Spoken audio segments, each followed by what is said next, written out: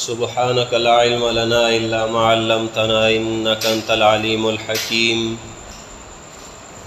رب اشرح لي صدري ويسر لي أمري واحلل عقدة من لساني يفقه قولي رب زدني علما رب يسر ولا تعسر وتمم بالخير أعوذ بالله من الشيطان الرجيم بسم الله الرحمن الرحيم الذين ينقضون عهد الله من بعد ميثاقه ويقطعون ما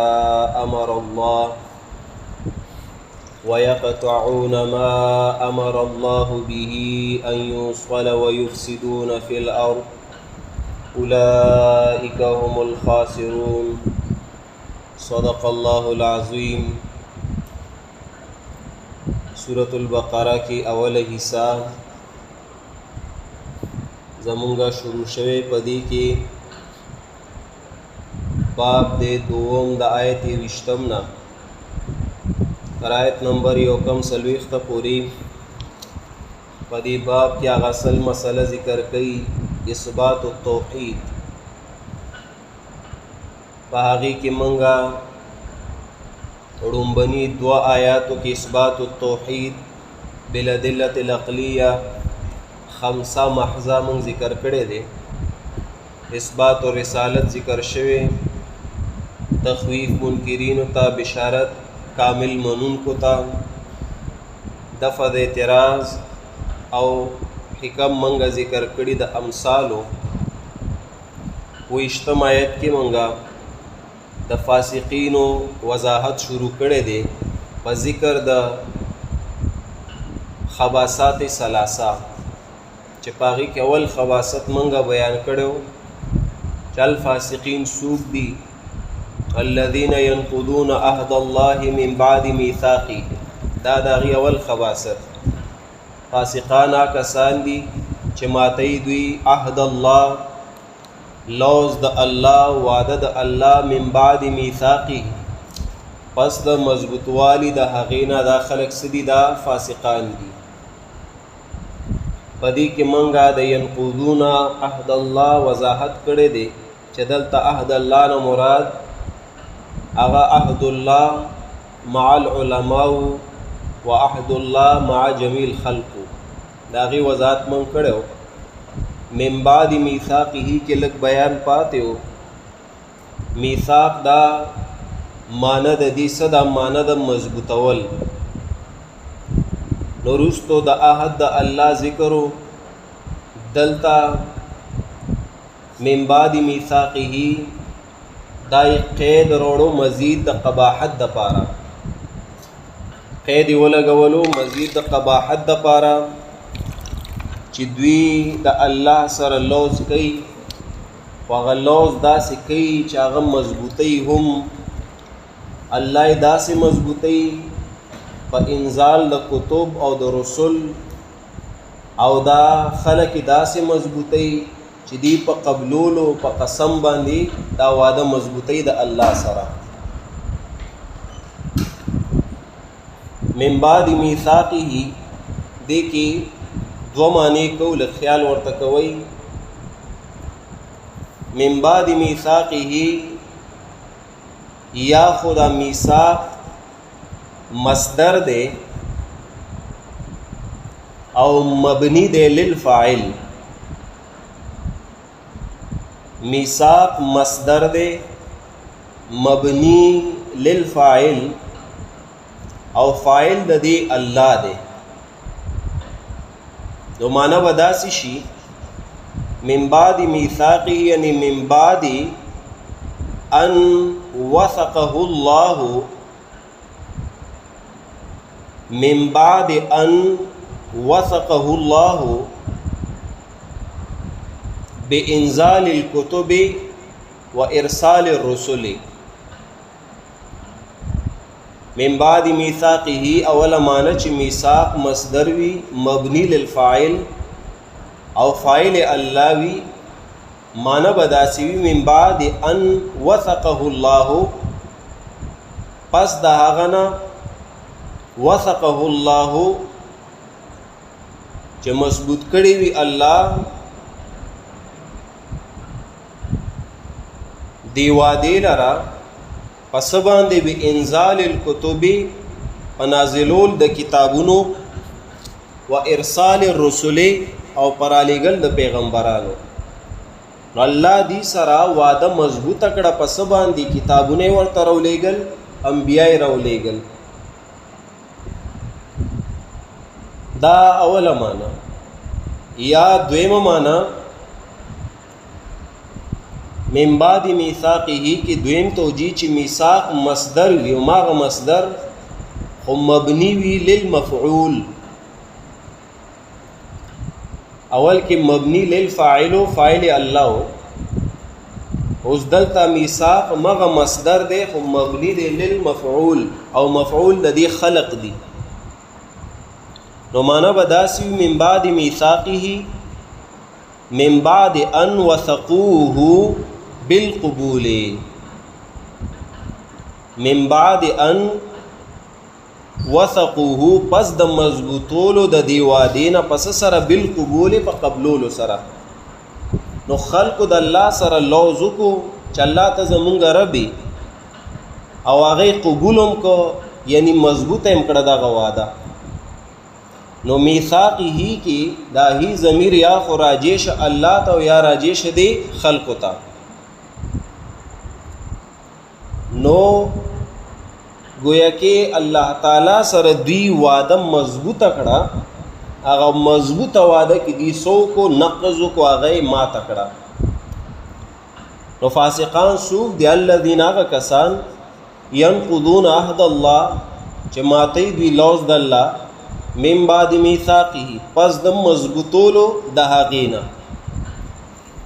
مضبوطه وعده د الله سره وکړه د مضبوطولو نه بعد هغه وعده دوی سره ما تکړه. دا د دوی خباست اول د فاسقانو چې دی نقض العهد کوي نقض العهد دی لوز ماته د الله سره. بیا ورپسې اوس دویم خباست ذکر کو خو حدیث کې راځي رسول الله صلی الله علیه وسلم فرمایلی دی دا چا په باره کې چې څوک نقض العهد کوي وعده ماتي. نبی علیہ السلام فرمای د بهقی روایت ده لا ایمان لمن لا امانت له ولا دین لمن لا عهد له. لا ایمان لمن لا امانت له نشته ایمان هغه چا د پاره چې هغه د امانت خیال ونساتي خیانت وکړي. ولا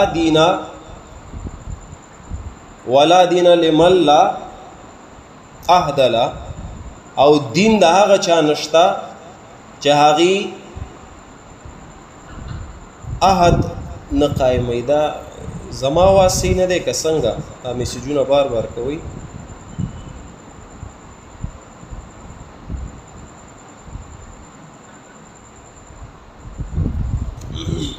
نو حدیث کې راځي چې څوک عهد نه کوي عهد نه پوره کوي داغه دین نشته سره.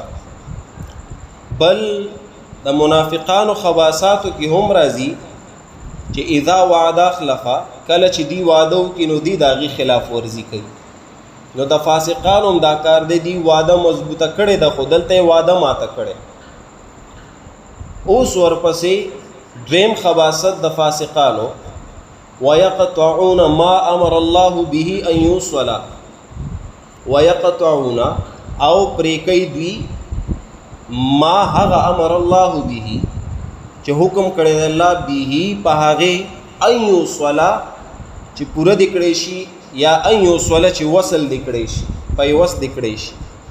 دا دویم خباثت د دې فاسقانو چې نقض العهد خو پرېږدا دی قطع الوصل هم کوي وصل کینا هغه قطع کوي د الله امر. ويقطعون او قطع کوي پرې کوي څه شي پرې کوي ما غسمر الله به حکم کړه الله پاغي ان يوصل چې وصل دکړې شي پوره دکړې شي. ګور قطع دا په مقابله د وصل راځي. وصل معنی کټ کول دی یو شیز او دارن قطع معنی کټ کول دی یو شیز، وصل معنی یو ځای کول دی یو شیز. گویا کې الله دی ته امر د څه شي کړی د یو ځای کولو د پیوست کولو. دوی څه کوي؟ دوی د الله امر قطع کوي. الله ورته یو څه وایي، دوی بل څه کوي. دا د فاسقانو بل خباثت دی. ویقطعون او پرې کوي دوی. بله خبره وروستو د نقض بیانو شو، دلته قطع ذکر کوي. دا مزید ترقی دا د دې په خباثت کې. نقض کې معنی وا خالی پرانستل د پړي، نو هغه ادنا وا. نو اوس دلته د دې خباثت اعلی ده. دلته تش پرانستل نه دی بلکې کټ کول هم دی. پړي چې خپلو کې پرانیزي کولاو کې بیا هم فایدت خلک اغستې شي، خو چې قطع کې په چاقو باندې نو هغه بې فایدې شي. نو ویقطعون په دې کې مزید ترقی وکړه. چاول دی نقض کو بیا د هغې نه مخکې لاړل دي قطع کړه د الله اوامرو. ویقطعون ما امر الله، او قطع کوي دوی ما هغه امر الله به چې امر کړی الله په هغې یوصله چې پوره دې کړی شي. ګوره منځ کې ما امر الله وی راوړو، دا یو نه وي. ویقطعون ان یوصله، قطع کوي دوی څه شی هغه چې الله په وصل کولو حکم کړی. منځ کې امر الله وی راوړو، دې سره الله تعالی اشاره څه ته کوي؟ نو الله تعالی اشاره هغه رستو مضمون ته کوي چې الله ورته امر د څه شي کړی دی. ګوره آیت به سیاق سره لګو، سباق سره به لګو. ځکه دلته اکثر مفسرین معنی کوي ما امر الله به ان یوصلن، مراد وی صله رحمی پالل دي، چې خپل ولیو پالی، ماما تره وغیره مو پرېږدي. نو بیان روان دی د توحید او د رد د شرک. نو په دې کې ماما او تره د کم ځای راغی؟ نه، دلته امر الله نه مراد څه شی دی؟ هغه وروستو د عبودو مسله چې عبودو ربکم، عبادت کوي د رب خپل. ویقطعون پرې کوي دوی ما هغه اوامر امر الله چې امر کړی الله به په هغې باندې ان یوصله چې وصل دې کړی شي، یعنې پوره دې کړی شي. یاد وساتئ وصل کول یو مأمور به وي، یو غیر مأمور به وي. مأمور به چې الله تعالی تا ته په امر کړی وي چې ته وصل کا، پیوست کا، دا مسله دې سره ځان وتړه، دې ته مأمور به وصل کول وي. او یو وصل کولی غیر مأمور به، دا سه وصل کول چې الله تعالی تا ته پاغي باندې امر نه کړي. نو دیزی کې وصل کول کم یو دی الله په امر کړي دی، جوړ راوستل دي د کم یو داغه سیس چې الله تعالی په دې حکم کړي دی. نو جوړ براولي خود کم شي چې الله تاسو ته حکم کړي. نو بیا دلته زبرګان حضرات وای ګوره کنه زمونږه خبره ثابت شوه چې مونږه توڑ نه راولو، مونږه جوړ راولو. ولی جوړ راولي؟ وی الله فرمایلی ما امر الله به ان یوصل، چې الله امر کړی چې هغه دې پیوست کړی شي، یعنی جوړ دې راوستې شي. وای ښه، نو بیا ورته دعای قنوت سره وای ونخلع ونترك من يفجر. دلته اعلان د بایکاټ بیا ولې کې لا اله الا الله بیا ولې وای لا اول دی پکې د توڑ کلمه راوسته. نو لا مو وایا، نو په دغه ځای کې بیا دوی ګیریږي. نه، دلته وصل کولو نه مراد څه شی دی؟ مأمور به دی چې الله امر کړی دی. اوس چې کوم ځای کې جوړ راوستل نوي، نو مطلب هلته الله تعالی امر نه دی کړی. دی په هغه ځای کې جوړ راولي چرته چې د الله تعالی امر نه وي، د الله حکم نه وي. په هغه ځای کې توڑ راولي چرته چې الله تعالی امر پې نه کړی، الټه روان دي. نو الله دلته فرمایي چې د فاسقانو خباثت دویم دا دی ويقطعون ما امر الله، او پرې کوي دوی ما هغه امر الله به چې امر کړی الله به په هغې ان یوصل چې وصل دې کړی شي یا پوره دې کړی شي. او هغه څه شی دی؟ هغه وروستو د عبودو مسله ده. خو که بیا مفسرین وایي ما امر الله به ان یوصل نه مراد صله رحمي خپل ولی پالل دي. نو د دې غوره او بهتره معنی به بیا دا وي چې په دې ځکه خپل ولی کم یو پالل دي هغه خپل ولی چې د عبودو مسله کوم مؤمنانو منلې نو د هغه مؤمنانو سره د خلک خپل ولی او پالي ځکه بیان د فاسقانو روان دی نو دا حکم فاسقانو ته دی البته کته فاسق بیا ټیک ده نو دیزی کی بیان د فاسقانو دی امر فاسقانو ته خباست د فاسقانو ذکر شوی نو دی فاسقانو ته وی چې تاسو صله رحمی خپل ولی او پالي خپل ولی په سبا باندې په عبودو مسله چې چا مسله د عبودو منلی کروڑ دی وی پلار دی وی پر دی وی هغه سره تعلق م خرابو ويقطعون ما امر الله او پرې کوي دوی هغه چې امر کړی الله پاغه یو صلا چې پوره دې کړی شي الله د وصل کولو امر پکړی د عبودو د مسلې دوی داغي خلاف کوي دو خباثات شو اوس دریم خباثت ويفسدون في الارض او فساد خوري في الارض پزمکا فساد ستوي د دې وضاحت مونږه ورستو آیتونو کې کړو آیت نمبر 11 لا تفسدوا في الارض 12 هم المفسدون د لاندې چې فساد ستوي نو دیزي کې د دې منکرینو د دې فاسقانو خباثت دریم ذکر کی فساد مزید ترقی وکړه ينقضون النقض العهد دا ادنا ګناوه ده بیا قطع الوصل د وصل کولو په ځای قطع کول داغي داغي نه بیا لګ اعلی ګناوه اوس د دې قطع کولو نه هم لوی ګناه فساد دی نو مزید ترقی وکړه په دې سره ويفسدون في الارض او فساد خوري في الارض پزمکا فساد خورولو نه مراد دلته څه شی دی ګورا چې نقض العهد یو کو د عبودو مسلې نه منلو قطع یو کو د هغه سیس چې الله د وصل کول امر کړو د عبودو مسلې سره د مؤمنانو سره ځان پیوست کولو هغه ونکو نو دریم خباثت څه شو فساد فی الارض شروع کو شرکیات و نشر اشاعت شروع کو نو ويفسدون فی الارض او فساد کی فی الارض پزمکا د عبودو د مسلې خلاف کوي خلق بندي فساد نه مراد دلته څه دی خلق بندول د څه شینا د عبودو د مسلې نه ځکه تفسیر سراج المنیر کی خطیب شربینی معنی کړي چې افسدون فی الارض نه مراد څه خلق هم منکې د شریعت د کارونو نه خلق هم منکې بندي د عبودو د مسلې نه ويفسدون فی الارض او فساد خوري فی الارض پزمکه کی یعنی شرک خوري تک باب د توحید روان دي نو فساد نه مراد بس شرک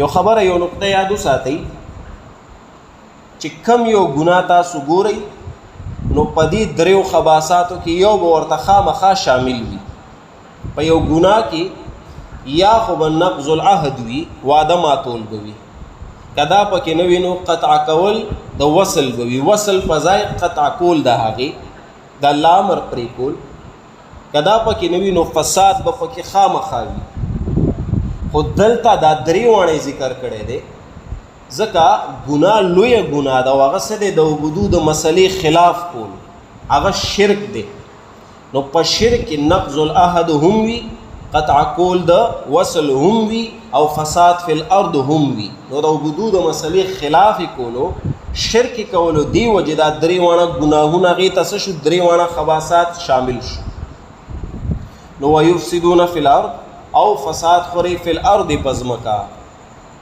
اولئک هم الخاسرون اولئک اسم اشاره د جمع راوړو که خزوی یا سړی عرب یا جمی تور یا سپینی هر څوک وي او چې دا پلیته پکې وي دا خباثات پکې وي نو دا خلق مراد دي چې هر څوک کاغه د رسول الله سلام د زمانی او کده دی وخت دي او چې دا خباثات پکې وي نو اشاره دی خلکو ته کوي نو اولئک دا دریو خباثات والا چې نقض العهد کوي وعده ماتي پس د مضبوطولو نه قطع کوي د اوامر د الله حکمونه کټ کوي الله د وصل کول امر کړي دی پرې کوي فساد فی الارض کوي فساد خوري شرک خوري پزمکنو دا دریو خباثات والا هم الخاسرون هم دی الخاسرون تاوانیان ګردیزي کې اولایک معرفه ده او هم ضمیر فصل راوړې منس کې رابط دی دا الخاسرون معرفه ده او په دې کې حصر دی. مطلب د خبرې څه دی چې عمده خلک عمدقه خلک عمدي دي تاوانیان. که تاوانیان څوک دي یا نه دي په دنیا کې خو دقه خلک تاوانیان دي. خبرې ته اشاره شو. اولئک دا خلک دا دریو خباثات والا هم الخاسرون هم دي الخاسرون تاوانیان. الخاسرون خسران دا نفس نقصان ته وایي. عربی کې خسران نه مراد څه شی دی؟ نفس نقصان کېدل، هغې ته خسران وایي. او خاسر چاته وایي؟ په نظم الدرر کې امام بقاعي رحمه الله، امام بقاعي نظم الدرر د هغه کتاب دی، هغه د خاسر معنی کوي چې خاسر چاته وایي. نو خاسر هغه چاته وایي چې رأس المال ورسره پزای د نفع چې هغه نفع وکړي الټه نقصان هم وکړي، دې ته خاسر وایي په شریعت کې. لکه یو کس دی 1,00,000 روپۍ ورسره دي، غواړي تجارت وکړي، نو په دې تجارت کې پزای د دې چې هغه فایده وکړي الټه دا 1,00,000 روپۍ مو بیلي. نو دلته الخاسرون نه مراد فاسقان دي. نو دې فاسقانو تاوانو کو د څه شي تاوان وکړو؟ په ځای د دې چې د عبودو د مسلې نه دی فایده واخلي، دوی الټه نقصان وکړو. نقصان د څه شي دوی وکړو؟ چې دوی شرک ته لاس واچولو. بیا ورې الخاسرون معنی څه کوي امام بقاعي؟ هغه وایي خاسر دا هغه چاته وایي چې رأس المال ورسره وي، دی په ځای د نفع نقصان وکړي. نو دې ځای کې خاسر فاسق ته ویلی شوی دی. ولی دی فاسق څه چل وکړو؟ توحید ورله راغلی په ځای د دې چې د توحید نه فایده واخلي، دی الټه نقصان وکړو، دوی شرک ته لاس واچولو. نو اولئک دا دریو خباثات والا چې د عبودو د مسلې خلاف ورزي کوي، دا خلق هم الخاسرون دي تاوانیان. دوی تاوان وکړو، دوی نقصان وکړو چې دوی د عبودو د مسلې خلاف لاړل. نو په دې آیت کریمه کې تاسو کتو چې د الفاسقینو وضاحت یو ډیر په خپل انداز سره چې فاسقان څوک دي. نو د هغې 3 خباثتونه ذکر کوي. یو نقض العهد کوي، دی وعدې ماتوي. دویم قطع الوصل کوي، الله د وصل کولو امر کړی دی هغه قطع کوي. دریم فساد فی الارض کوي، فساد خوري په ځمکه. نو نتیجه د دې 3 خباثات ورله الله روباسلو چې دا خلک هم دي تاوانیان. کیف تکفرون بالله وکنتم امواتا فاحیاکم. د دې آیت کریمه نه موږ به انشاءالله نعم 4 شروع کوو، 4 نعمتونه، او د دې ذکر به کېږي تر آیت نمبر 13 پورې. 4 نعمتونه دي او د دې 4 نعمتونو تعلق هم د عبودو د مسلې سره به وي. خلاصه په دې حصہ کې چې څومره بیان راځي د څومره آیتونو، دا ټول آیتونه به د عبودو نه داسې راتاویږي لکه تر ننه پورې تاسو کتل. انشاءالله په دې به سباني سبق کې درس کوو، ترجمه کوم غوږ کېږدي. الذین فاسقان هغه کسان دي ینقضون چې ماتوي دوی عهد الله لوز د الله من بعد میثاقه پس د مضبوطولو د هغې نه لوز مضبوط کړو هغه مات کو. ويقطعون او پریکې ماغه امر الله چې امر کړی الله تعالی به پاغې یو سولا چې پوره دکړې شي، یعنی وصل دکړې شي، پیوست دکړې شي. او هغه صدا مسله د عبودو چې هغې سره دی ځان پیوست کی چې ځان دی عبودو سره وتړي یا ځان د مؤمنانو سره پیوست کی وتړي. نو دوی هغه څه کوي؟ ماتوي، کټ کوي. ويفسدون فی الارض او فساد خوري پزمکه فساد هم خوري چې د عبودو خلاف ورزي کې شرکیات خوري. اولئک دا 3 خباثات والا هم الخاسرون دوی دي تاوانیان په دنیا او آخرت کې. وصلی الله تعالی علی خیر خلقه محمد و آله و اصحابه اجمعین برحمتک یا ارحم الراحمین.